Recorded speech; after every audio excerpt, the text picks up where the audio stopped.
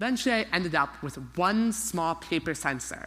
Costs 3 cents, takes 5 minutes to run. This makes it 168 times faster, over 26,000 times less expensive, and over 400 times more sensitive than our current methods of detection. But also, the coolest thing is that this sensor can detect the cancers in the earliest stage, when something has close to 100% chance of survival. So far, it has over 90% accuracy.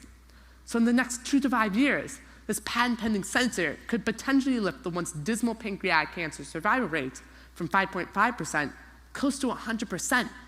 And it would do similar for ovarian.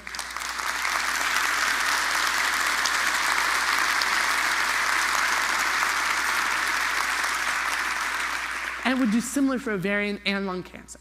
But by simply shifting out that antibody, you could detect an entirely different disease, ranging from Alzheimer's, other forms of cancer, even HIV, AIDS, and heart disease. The applications are limitless.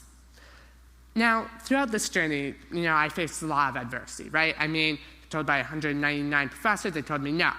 My biology teacher, no. Even my own parents told me, this is a bit shifty for like a high school biology class, maybe a bit down from there. And at least they didn't tell me to make a papier-mâché volcano. However, probably the greatest adversity I faced were paywalls. You see, 90% of all scientific journals are locked tightly behind these paywalls.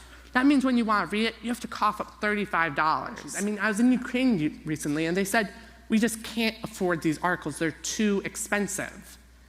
And then there are people like me and you, knowledge middle-class people. We have access to the internet. We can occasionally afford an article. We might be able to see the abstracts, get background information. But then there's the knowledge underclass, those that have no access to the internet whatsoever.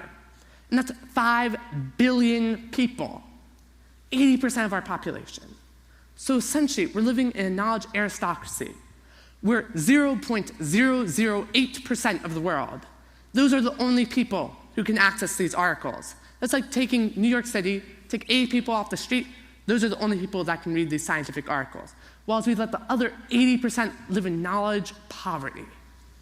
But imagine if instead we could live in a knowledge democracy, where regardless if you're from Mexico to Malaysia, from the US to China, it wouldn't matter if you're a billionaire living on less than $1 a day, you would have the exact same access to these research articles.